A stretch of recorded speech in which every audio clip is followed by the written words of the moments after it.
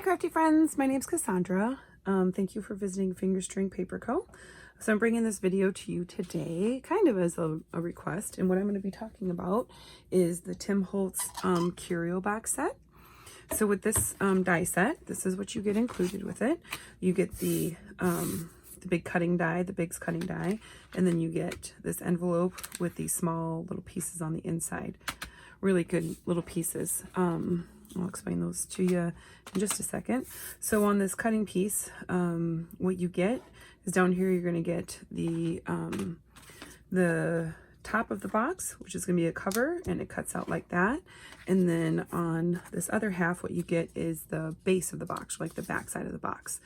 And then that is, so this part here is what covers the box, and then this part goes back here for this part. So this is the cute little curio in the original size. So the most exciting thing about this die cut set, I think, and the reason why I'm making this video really, is because of the versatility of this, in that you can really make any size box that you want. Which to me is the most exciting thing. So literally I made all of these from boxes that were cut at that size. So that is really, I think, the most amazing thing about this die. So you can see here, you can make shadow boxes any size that you want. This one's really fun. I just took the Tim Holtz flowers and the little paper dolls and some fairy wings, and you can put stuff down at the bottom. Definitely learned a few things, so that's another reason I'm going to take, save this video or make this videos for you, and I'll show you kind of tips and tricks as far as what I learned what to do and not to do. So this is the faceted heart die, which is one of my most favorites. But then this one I just made a small little, I was playing around with it, so this is not exactly the best quality of a project that I've made. But anyways, so here, yeah, so this is the original size. But like I said, you can literally make any different size. So back to the pieces. You get you get the base piece, and then you get the top piece. So what these little dies can be used for is for cutting out the window. So that's how we cut out the window here. So you can see, you just take this big piece here, and then you just run it through, and then that's when you can get that one. If you want a little bit smaller opening, you can run with just that one through it, and then if you use the two pieces together, like that, then you end up with a little frame, and then you can have a frame that goes around it, which is a lot of fun also. You get this super adorable little flag, which can be used, really for so many projects. Some people put little sayings through here, and then I of course haven't done it yet, but I think that you could pop this up and really make it have some 3D effects in there. And then you get these ovals that go with the piece also. So you get the smaller oval and the large oval. So of course you could layer them, or you could make a frame with them, and then you can add little labels if you want to, or do things in the background with it. So many ideas. So those pieces come with this also. And then, so I'm gonna put these over off to the side. So as far as how do you get, well, hold on a second, real quick. So some things that I learned. So when you're folding this base, the thing that's important to note is that these two scores are more inset. So when you're folding up the box, you really want to fold the short sides first, and then the long sides, and then that's really the best way to glue them. You can, if you do it on the outside, then your box will just be a little wonky. So that's really ultimately when you're gluing it together, that's, I think, an important thing to note. So originally when I was purchasing this die, I was super excited because I have lots of, packaging chipboard from different products, just from what you get from the grocery store. And I really was hoping that I could use these little boxes. Now, it's not that you can't, because obviously it makes a little box, and I just glued the side, or fasten the sides with masking tape for the purposes of this video. But again, closing the boxes, it's a little bit trickier. It's not, you don't have as much area to glue. So while I did the masking tape, you also could just take washi tape, or you could take pieces of just paper and then put strips of paper around it and glue those in place to hold it. But one thing that a lot of people that I read in other reviews and like on the Tim Holtz Attic site, that people were frustrated with, is that if you use a thin base with, and this is pretty decent cardstock here, when you put them together, they don't quite fit right. Like there's a lot of movement and there's a lot of give on the sides. Like you can see how much give if you put the box all the way to one side that you end up with. And I don't think this is the end of the world, because if you really like what you're doing and all of that, I feel like what you can do is just cut a piece of cardboard if you wanted to, and just kind of stick it in there and make kind of like a shim, and then the box is not going to move around as much. So it's not that you can't use that.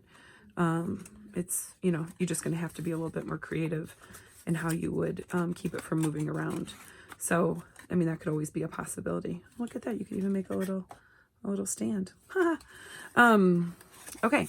So what I found was best for making the base was cardboard. I just cut up Amazon boxes, and then you end up with, you know, this again, short sides in first and then long sides. I actually had just at the middle, or excuse me, the inside of this, because I was going to start a project, but I just, you know, that's as far as I got right now. Anyways, when you use a thicker piece with the cardboard, it really fits really nice in there. You still have a little bit of give, but it's not quite the same. And I think it's, you know, it's perfectly fine. I just ended up gluing a little bit on the sides and then just kind of smushing it to the box, and it worked out perfectly fine. So that's how mine ended up. And it kind of helps it to stand up a little bit better when it's done that way versus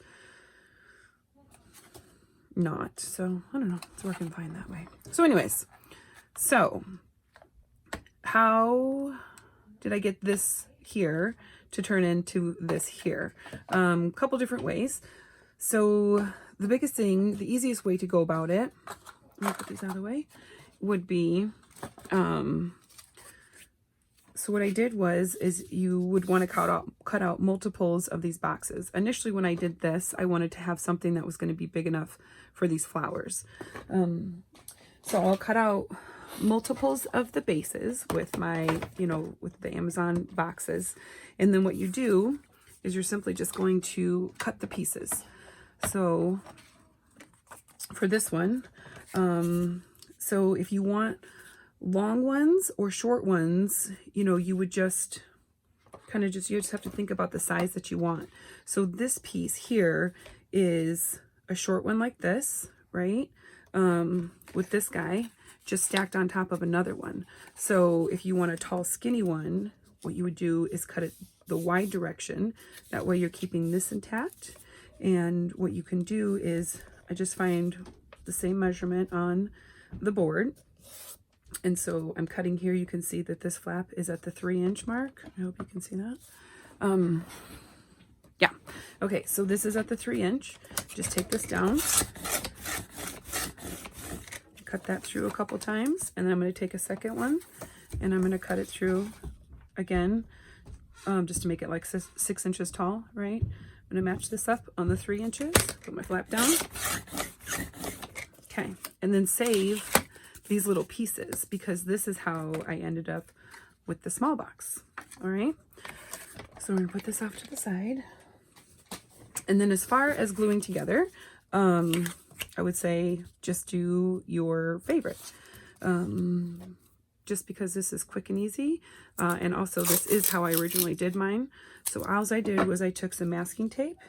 Try not to get my head in this. You want to make sure that you line up your score marks, okay? And then you have them pushed together, and then put a little piece, and you want a little piece to go over the top of it, right? Make sure your score marks line up, squish it down, and your score marks line up. And then just make sure those pieces come together. Wrap the tape around it. And again, wrap the tape around it. And then you just fold up your scores or your pieces, right? I mean, think it's a good idea after doing a couple of these, if you know what your background you want it to be initially, I would recommend working on that first. So like if you want to gesso it and then you want to put book paper in the back of it, or, you know, if you're just going to paint it, whatever you're going to do, then it's just easier. You don't have to do it that way. I mean, play around with it and see which style you like best. Maybe one day I'll decorate one, because I had a hard time finding tutorials when I first started doing the Curio boxes. So all the way around, just to give it some stability. So you fold up your pieces. And then I do have my glue gun on right now, but I'm going to tell you, honestly, doing this masking tape, which I got from the dollar store, you don't have to do it this way, but I found it was the easiest. So if you want to glue it, you can put your glue in there, right? So we can just put a little glue on the inside. A little shaky because I'm nervous. And then kind of smush it down, right? And then kind of make sure your edges are lined up. And then you either have to hold it for like a day and a half or just put some glue or just put the tape over it, and then clean out the insides a little bit. Okay. So you just, like I said before, you want to make sure your insides are down, and then just use your masking tape to kind of close your edges. And then what I did with mine, so this is some dictionary book page. This is some napkin that I used to use some collage medium. And then there's some Tim Holtz tissue paper in there. This is my, you know, very first one. So I was really just playing just to see what ideas I could come up with, you know. My other ones, what I did, this one's, I put washi tape around the edges, which requires some extra glue. This is some Tim Holtz paper that I just used to cover the outsides. This one I cut pieces of the cardstock to put on the inside. And then what did I do for the other one? I believe the tall one. Oh, here it is right in front of me. Sorry. This one I actually got some cardstock, and I used different oxide inks in the back. And then the stars are stenciled. And this is the Alpine die cut set from Tim Holtz. And then this actually came from a Christmas set, all of those. And then I covered the outside of the box in cardstock, and then I wrapped some of the cardstock around it because I didn't like the washi tape on the other one. And then I just cut small pieces of cardstock to go around the inside. Washi tape I think would stick better to this cardstock than the other one, but you know, it's a learning process. Just play with it. Okay, so we have this piece here. Okay, I'm just using that to hold it in place. Like, this doesn't have to be your permanent. If you want something a little bit more substantial, you don't think masking tape is good enough, like I said, just tear some pieces of paper and then make it kind of like a decoupage, or a, oh, I forgot the word for the other way to do it. Okay, so there you go. So that's how I made my long box, my tall box. Obviously you could also make it go this direction if you really wanted to, you know, where you have your scene going this way. So then I also made this box earlier. And so what I did is, instead of cutting the short ends, I cut the long ends, and I cut those at like 2 inches. And then I ended up with this. So you can see how you end up with, you know, you get the little half piece. So this is how this is. So I cut this one long ways, and I'll show it to you, because the third thing that you can do, and how I got this box, see, so this is if you cut it, like just cut off like, from this end to my cut point was 2 inches, right? And from this here to there was 3 inches, you know, for that piece. But this one you can see is a little bit taller. So in this situation, what I did was I used 3 bases. Okay, so if you want to do something like that, what I did was, we'll get 1, 2, 3. Let me get my piece out. So if we're going to make it wide, what we're going to do here is here's the wide piece, right? Because if we cut it this way, then we're going to end up with a tall, skinny box. If you cut this end off, you're going to end up with a wide box. So you can cut it off like right at the edge if you want to, but I'll show you why I don't like to do that necessarily also. Because if you take the small boxes and the pieces that are left over, which I save these, you can stack them and you can make big pieces. You can stack them on top of each other and make like a big collage of curio boxes. I'll show you what I mean in a second. So at 2 inches, right? And this doesn't have to be what you always cut it at. If you want the box to be, you know, not quite so square, you want just a little bit higher, then just, you know, just measure out what you want for the top and the bottom. So I just am doing this for demonstration purposes. Okay. So that one's cut at 2, but if I want the box to be even taller, what I'm going to do here is, here, I'll just cut it off at this size. I'll cut this one off at like 1.5. No, that won't give us enough. So I'll do like, I'm going to do it at 2 again. Okay. So I'm going to cut it off at 2. Sorry. Didn't have a plan for this box before I started. And then I'm going to turn it again. And then if we cut it at this point, just to make sure that you have enough over here on this side. So this one I'm going to cut at 1 3/4. And really all I'm doing is just to cut that piece off. Some of you probably already following where I'm going with this. And then get the last one. And I'm just going to cut that bit off there. I'm going to cut this one at 2 inches again. And again, you can do this with the tall box if you wanted to. Sorry for that. Just so many options as far as what you can do. Okay, so just make sure that you get your scored pieces at the top. And then, so now what I have is a big long box, right? A big wide box. And so this you can see is kind of how I did that one. So in this case, I'm gonna get out my masking tape. But again, like I said, if you just got paper, thin paper, tissue paper, dictionary page paper, and you wanted to like put some collage medium down and put the paper over the top of it, if you're not crazy about masking tape, then that's fine. That would work just as well. But you know, if you're going to gesso over the top of it or cover it with book paper, I don't see what the problem is. Okay, so we're just going to hold them together because you do want them to come together well. And then just burnish this down a little bit. Flip it over. Get some more tape.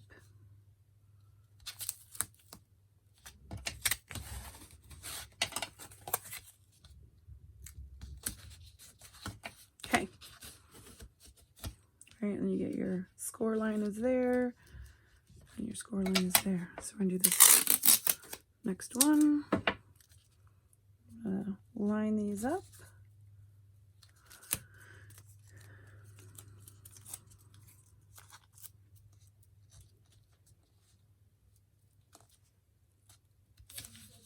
Put this over that. Flip it, make sure they're still together. Give it a little smush.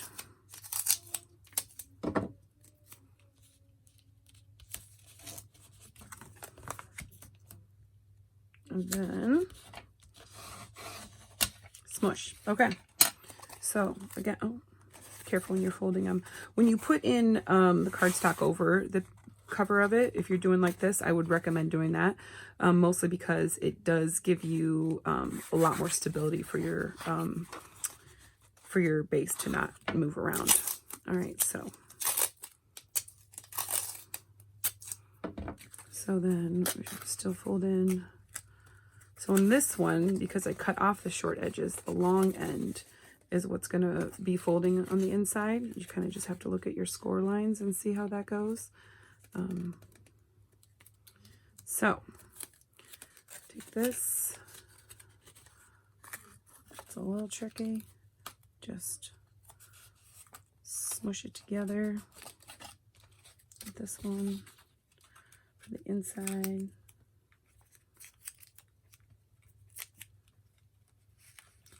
smush it together.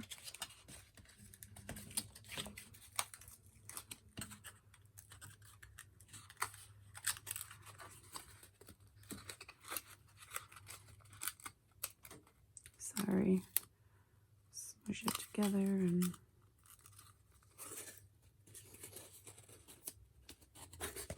okay, one more.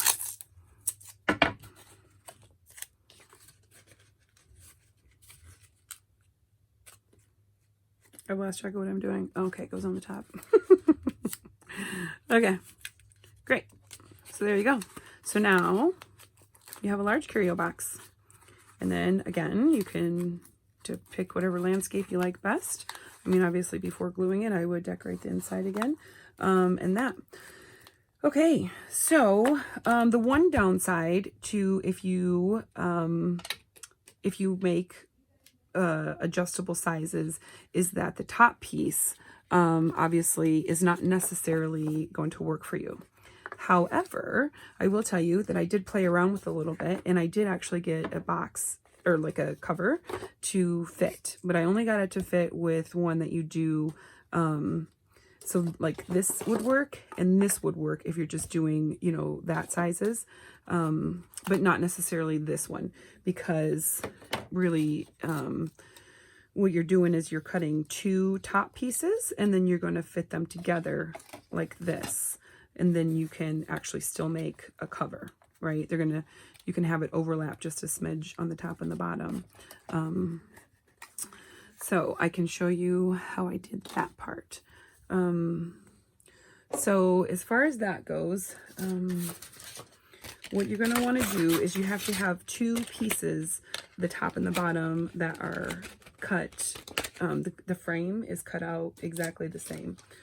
So, I'll just show you how I do it. It's obviously not necessarily the only way or the correct way to do it. It's just how I do it when I want to cut out multiple things exactly the same.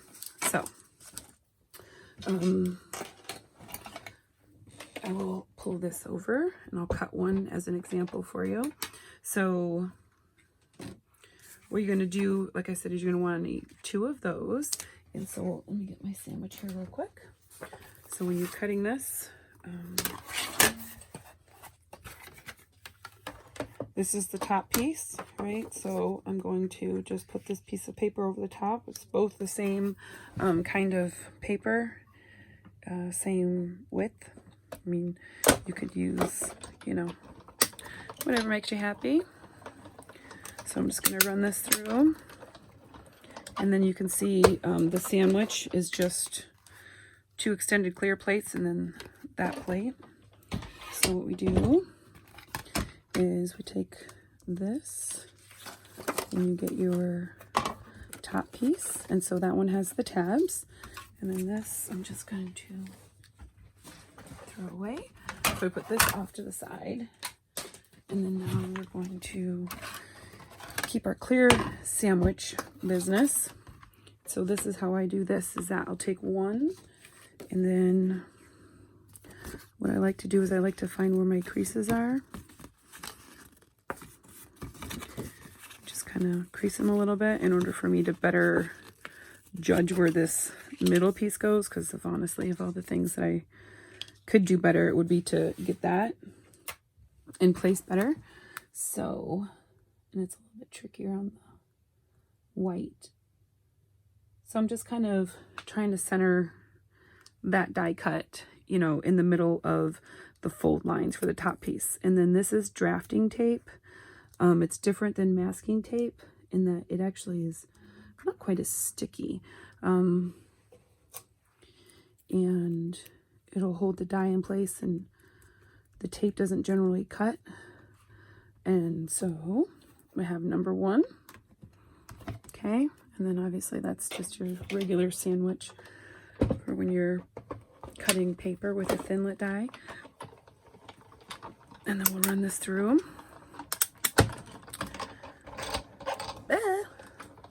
Right. And then in order for me to get my second one, I'm going to pop this guy out. And then I take this one. I'm going to match it up. And so ideally, what you're going to end up with is that stays in place. You'll get 2 with a die cut in. You'll get like, you know, mirrors, not mirrors, duplicates of each other.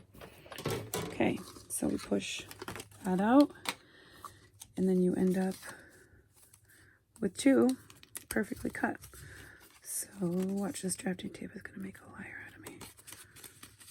Take this. It doesn't usually stick to the paper very well or tear up the paper, but today it's going to. I've used this pieces more than a couple times. The more you use it, the more it tears up the paper, but it just adds to the design elements in the end. I don't know, so do however you want to for that piece, but okay, so now what we end up with is 2 exact same pieces where they're cut exactly the same, right? So you've kind of made like a die or a jig for one versus the other. Okay, so let me get this out of the way. All right, so how you make these match up. I will show you the first one that I did. Didn't work out awesome because I cut, remember how I cut these at 2 inches? So I cut these at the 2-inch mark, and then what ended up happening was that they didn't match up. And obviously the reason why this would be, I mean, it did as an experiment, was the reason why they didn't match up is because the top piece is just a smidge bigger than your base is going to be, right? So when you cut them, you want to, oh my gosh, now I got all my stuff in the way. So what I did is I bent the little tabs in, and that's what I used as my cutting guide. So when I cut the base, I cut it at 2 inches, right? But when I cut the top part of it, the cover, I guess you call it, I just did it at like 2 1/8. So I just moved it up just a little bit. I didn't bend that guy very nicely. Anyways, so 2 1/8, and then you cut off that end.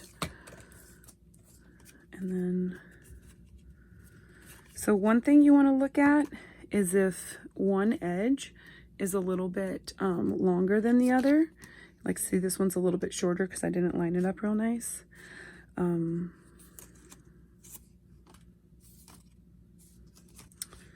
So, oh, it's more of the top and the bottom. Okay. I just like to make sure that I'm cutting the correct pieces as far as like how all your edges line up, you know, because you could flip it over and cut it and it would be the right size. Okay, so I'm gonna put this back down. 2 1/8, and we just kind of throw this down, right? And then, so what you could do is you just, I honestly prefer to just grab out this little, isn't that so cute? This little baby mini scoreboard. So I prefer just to give it a little extra score, which can be a little tricky, but just helps to get a nicer edge. Mercy. Okay. So you can fold that over just a little bit easier. Is that part necessary? No. I just like it because I like to have a nice crisp edge. And then we're going to take it and fold it down. Give it a little smush. So you can see how when you use that bigger piece to cut it out, that you end up with just enough to cover the cardboard edge. You know, which is fine. Just depends on the look that you're going for. That's actually more along the lines of how I typically have been using it. So again, just whatever makes you happy. So I'm gonna take these and score them. And then take this and score it. So then you would just take these, and I just use a little dab of glue in order to hold those in place. And then you'll end up with something like this. Okay. So that's what this turns into. So then you can take this and you can have a perfect little, pretty little box cover, which this in the end, it fits about the same, but a little bit better if you smush it all together than if it wasn't, you know, if it's just in one piece. And again, I haven't done it, but I would say that you could do the same thing with this one, because with this size, because it's just 2 pieces cut in half. So you could take your frame and, you know, just cut it, instead of cutting it on the long one, you would just cut the short end just the same as you did and end up with that. All right, so the last thing I'll show you is the reason why I like to save these little pieces is because you can make little boxes. And so that's how I ended up with this little guy, right? Because he was just, I think he was the end pieces for these when I first did it. Here we go. So if you have just this small little box, right? Here's my score and my score and my score. Okay. So let's get our friendly little masking tape out here and put these pieces together and match up our scores. Okay. So the edges of the box don't always match up. I don't know why, but it's more important to get your score lines to match up, you know, because that's how your box is going to fold and look nice in the end. So we'll take this. And then we're just going to give ourselves a nice little base here. Okay, and so then you have these little guys. Oh my gosh, he's so cute. Look at that little box. Oh, I'm cutting these so big. Okay. So these ones look like they're going to be the ones that go on the inside. And how I can tell that is just if you look right here, you can see where the line comes here, and that line goes a little bit longer. So that's how you can tell which one folds in and which one folds on top. So it's a little bit easier to take the top piece and then pull that guy in and just kind of put it around and like have it come back out, right? Okay. So top piece, put that in, and then swing it around. So just match up your edges. Oh, I wasn't gonna use all that tape. And then get that guy. Okay, last one.